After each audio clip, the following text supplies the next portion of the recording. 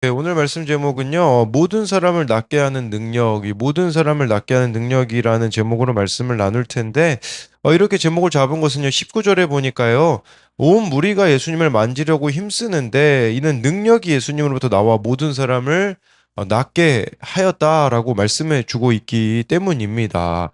그런데요, 여기서 지금, 이 무리들은 어떤 사람들이었을까요? 그 위에 구절들을 보면요, 쉽게 말씀드리면, 내 힘으로 어찌할 수 없는 문제를 만난 사람들이 능력을 경험하였다라는 거겠죠. 여러분, 동일하게 말씀의 능력을 누가 경험할 수 있겠습니까? 그것은 내 힘으로 어찌할 수 없는 문제를 만난 사람들이라고 볼 수가 있습니다. 그런데 누군가에게는요, 그 어찌할 수 없는 문제가 예수님을 떠날 이유가 되는 사람들이 있어요. 근데 그게 아니라 예수님을 만나게 될 이유가 되어지는 참 저와 여러분들이 되었으면 좋겠습니다. 첫 번째로는요, 모든 사람을 낫게 하는 능력은 하나가 되게 합니다. 12절인데요. 이때에 예수께서 기도하러 산으로 가사 밤이 새도록 하나님께 기도하시고 이때가 언제일까요? 지금 뭐 서기관들 바리새인들이 예수님을 어떻게 죽일까를 의논하던 때라고 볼 수가 있습니다. 예수님께는 위기의 때였었다라고 볼 수 있는 것이죠. 여러분, 우리도 살아가다 보면 이때가 있습니다. 정말 저와 여러분들이 답이 안 나오고, 정말 인간적인 계산이 더 이상 통하지 않을 때, 그때 우리가 해야 되는 게 무엇이겠습니까? 예수께서 기도하러 산으로 가사라는 것이겠죠. 기도의 자리로 저와 여러분들이 가야 된다라는 것이에요. 그래서 예수님은요, 밤새 하나님께 기도하셨다라고 말씀해주고 있는 것이죠. 여기서 우리가 또 생각해 봐야 되는 게 있어요. 물론 이 이후에 나올 내용이긴 하지만, 여러분, 바른 기도의 응답이 무엇일까요? 그것은요, 십자가를 굳게 지는 길이 바로 기도 응답이에요. 십자가를 피하는 길이 아니라 십자가를 잘 지는 것이라고 볼 수 있는 것이겠죠. 그래서 예수님께서 이 밤새 기도하시고 응답을 받으셨거든요. 그 응답이 무엇입니까? 십자가를 잘 지기 위해서 12제자들을 세우셨다라는 것이에요. 그게 13절에 나오거든요. 밝음에 그 제자들을 부르사 그 중에서 12를 택하여 사도라 칭하셨으니, 예수님이 제자들을 세우는데 고민이 많으셨을 겁니다. 왜냐하면 예수님을 따르는 자들이 많이 있었기 때문에 이 12명을 뽑는다라는 것은 쉬운 일이 아니었던 거죠. 그런데 이 12명을 뽑았다라는 것은 십자가를 잘 지겠다라는 거죠. 왜냐하면 내가 죽고 나서도 그 자리를 지킬 12명을 뽑았다라는 거겠죠. 그래서 왜 12명을 뽑았는가? 그것은 구약에 보면 12지파가 나오잖아요. 근데 이 12지파는 어찌 보면요, 유대인에 국한되어 있는 사람들이었었지 않았습니까? 그러면 12제자를 뽑았다라는 것은 이제는 새 이스라엘로 유대인과 이방인의 구별이 없는 이 믿음의 공동체를 만들기 위해 예수님은 12제자를 뽑으셨다라는 거죠. 그런데 이 제자들을 이렇게 불렀다라고 13절에 말하는데, 여러분, 그 마가복음에 보면요, 제자들에게 있어서 필수 조건이 무엇인지 좀 나옵니다. 마가복음 3장 13절부터 15절인데요. 또 산에 오르사 자기가 원하는 자들을 부르시니 나아온지라. 먼저는 우리가 예수님의 제자로 부름받았다라는 것을 예수님이 원하셨기 때문인 것이겠죠. 이에 12를 세우셨으니 이는 자기와 함께 있게 하시고 또 보내사 전도도 하며 귀신을 내쫓는 권능도 가지게 하려 하심이러라. 제 눈에 들어왔던 말씀은 14절에요. 이는 자기와 함께 있게 하시고 였다라는 거예요. 여러분, 우리가 예수님의 제자라면 필수적인 요소가 있어요. 그것은 뭐냐면 바로 예수님과 함께 있는 것입니다. 이게 바로 제자됨의 제일 목적이 아니겠습니까? 그래서 우리가 예수님과 함께 하기 위해서 매일매일 하고 있는 게 무엇입니까? 날마다 말씀 묵상을 하고 있죠. 기도로 나아가고 있는 거. 이게 바로 제자됨의 우선순위라는 것을 기억해야 되는 것이죠. 그래서 제자들은 3년 동안 예수님과 함께 하지 않았습니까? 이게 중요하다라는 것이에요. 예수님과 시간을 보내고 함께하고 이렇게 동행하는 것이 필요하다라는 것이겠죠.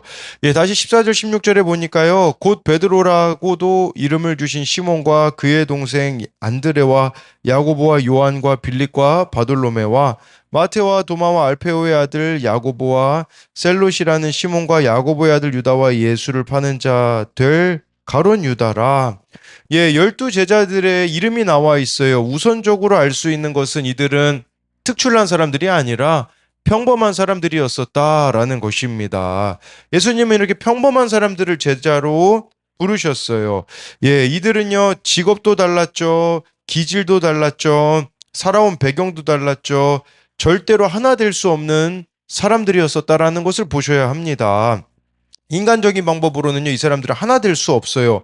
뭐 예를 들자면 뭐 15절에 보십시오. 마테와 셀롯이라는 시몬이 하나 될 수 있겠습니까? 여러분, 마테는 세리 출신이기 때문에 매국노입니다. 매국노와 셀롯은 열심당원이란 뜻이에요.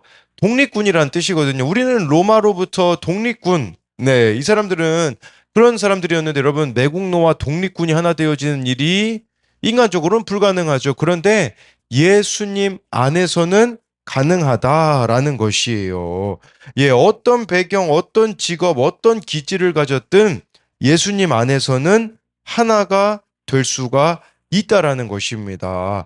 우리는 완벽한 교회를 꿈꿀지 몰라요. 근데 여러분, 내가 생각하는 완벽한 교회는 나와 비슷한 사람, 나와 맞는 사람들만 있는 곳을 꿈꿀지도 모릅니다. 그런데 그것은 나의 그냥 이상향일 뿐입니다.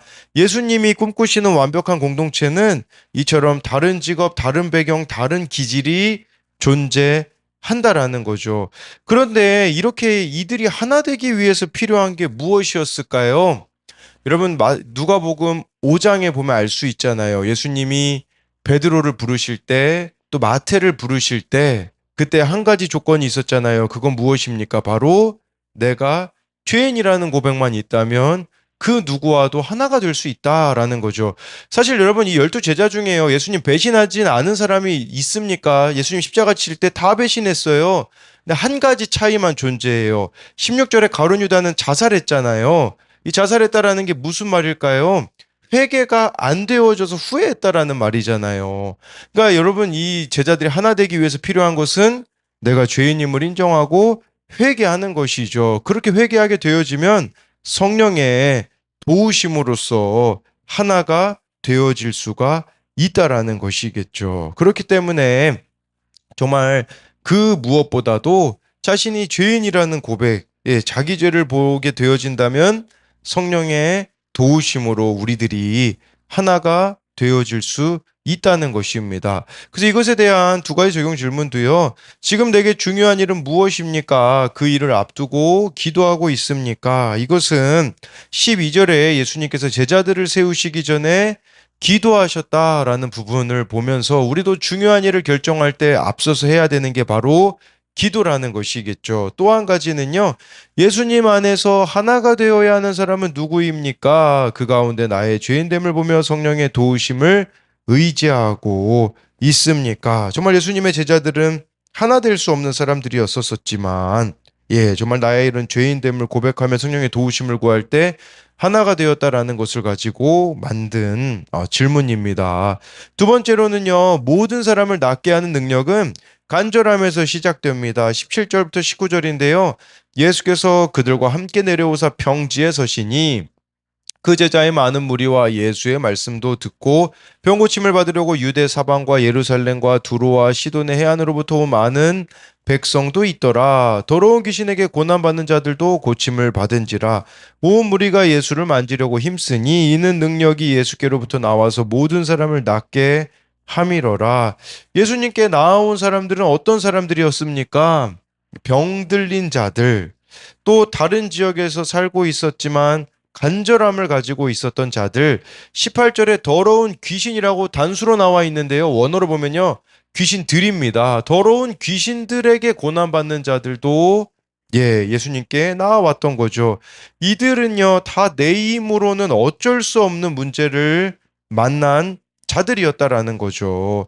중요한 것은요, 이 사람들 외에도 여러분, 그 당시 예수님 소문 들은 사람들이 있었을 겁니다. 그런데 소문을 듣고 반응하느냐? 반응하지 않았느냐가 차이를 만들었다라는 것이죠. 그래서 정말 이들이 모든 사람이 이렇게 낫게 하는 예수님의 능력을 경험하게 되는데 이들이 가진 것이 간절함이 아니었을까라는 생각이 듭니다. 과연 이들이 여러분 예수님께 나아오는 게 쉬운 일이었겠습니까? 병 고침 받으려면요, 나의 병든 부분을 예수님께 보여줘야 되기 때문에 어려운 일이었어요. 또 18절 같은데 보십시오. 더러운 귀신들에게 고난받는 사람들이 예수님께 나아오는 게 쉬웠겠습니까? 어려운 일이죠. 내가 더러운 귀신을 들렸다라는 것을 드러내기가 쉽지 않았을 것인데 전 이걸 보면서 드는 생각이 무엇이냐면 우리도 낫기를 원한다면 회복되기를 원한다면요. 그 시작점은 인정하는 것에 달렸다라는 것이에요. 정말 내가 병들었음을 인정하는 거, 내가 더러운 귀신 들렸음을 인정하고 예수님께 나아가는 것이라고 할 수가 있는 것이겠죠. 그래서 우리도요, 내 힘으로 아무것도 할 수 없는 어려움을 겪을 때, 예수님께 가지고 나아가면 회복될 수가 있다라는 거예요. 전 이 모습을 봤을 때 그 떠올랐던 그 복음성가가 있어요. 예수님처럼이라는 복음성가예요. 거기 이런 가사가 나오더라고요. 내가 초라한 것이 연약한 것이 모두 은혜입니다. 또 내가 모자란 것이 부족한 것이 모두 은혜입니다. 라고 하면서 어떻게 이게 여러분 은혜입니까? 초라하고 연약하고 모자란 것이요. 그러기에 더욱 주님만을 바라보게 되죠. 라고 이렇게 나오더라고요. 여러분, 이 차이가 큰 차이를 만드는 것 같아요. 누군가에게는요, 이 연약함, 부족함, 병듦, 귀신 들림이 예수님을 떠날 이유가 된다면, 누군가에게는 예수님을 만날 이유가 될 수가 있다라는 거예요. 묵상간증, 그 어른용 큐티인 묵상간증 아버지의 수고에 보면요, 어린 시절 아버지가 사업을 한다면서 집을 떠나 서울로 가셨다고 해요. 아버지가 생활비도 안 주시고 연락도 안 되니 어머니가 홀로 생계를 책임지셔야 되니 어머니는 삶이 너무 힘들어서요. 예수님의 말씀을 듣고 병 고침 받으려고 예수님께 나온 병자들처럼 자신을 데리고 교회에 나가셨고 가끔 집에 오신 아버지도 교회로 인도하셨다고 합니다. 그런데 이 자녀는요, 아버지를 향한 자신의 원망이 사라지지 않았다고 해요. 아버지를 용서하려고 했지만 여전히 불편하고 아버지는 자신에게 무능력한 존재였다고 합니다. 거기 이런 내용들이 나오더라고요. 사업이 망한 뒤 집에 돌아와 미안해하는 기색도 없이 이기적으로 행동하는 아버지를 보는 게 너무 힘들었습니다. 아버지는 사소한 일로 어머니에게 화를 내셨고 저를 보증인으로 세워 대출을 받으려고도 하셨습니다. 그러던 중 저는 믿음의 공동체에 속해 말씀을 묵상하게 되었습니다. 그러자 그동안 착하게만 살았다고 생각하던 제가 예수님을 죽인 바리새인 같은 죄인임이 깨달아졌습니다.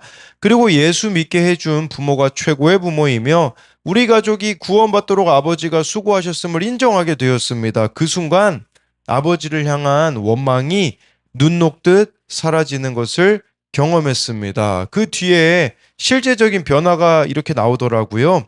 지난 명절에 아버지를 뵈었을 때 일입니다.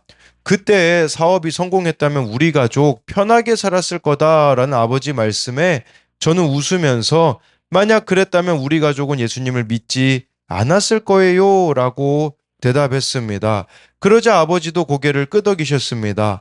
스스로 의롭게 여기며 아버지를 원망하다 죽을 뻔한 저를 고치시고 아버지의 수고를 깨닫게 하신 하나님께 감사드립니다. 저를 불러주신 사명의 자리에서 지체들을 잘 섬기겠습니다.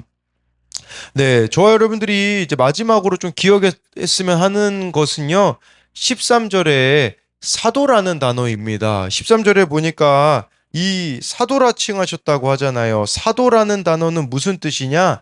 보냄을 받은 자라는 뜻입니다. 지금 저와 여러분들이 있는 환경, 상황, 사람들은 보냄을 받은 곳이라는 거겠죠. 그 가운데 정말 저와 여러분들이 이 사명을 감당하기 위해서는요, 예수님께 대한 간절함이 있었으면 좋겠어요. 그 예수님께 대한 간절함이 있게 되어진다면 무엇보다 예수 믿게 해준 환경이, 예수 믿게 해준 상황이, 예수 믿게 해준 사람이 최고라는 사실을 고백하게 되어지는 그 일들이 저와 여러분들 가운데 있음으로써 가만히 계셔서는 안 돼요. 이 무리가 소문을 듣고 예수님께 나아왔던 것처럼 저와 여러분들이 예수님께 그것들을 가지고 나아갈 때에 그 자리는 사명의 자리가 될 줄 믿습니다. 그래서 이것에 대한 두 가지 적용은요. 나는 문제를 혼자서 해결하려고 합니까? 예수님에게 가지고 나아갑니까? 정말 예수님을 찾아온 사람들, 감당할 수 없는 문제들을 가지고 예수님께 나아왔던 것처럼 여러분들이 내 힘으로 해결할 수 없는 그 문제를 가지고 예수님께 나아가야 되는 것이 무엇인지를 묻는 것이고요.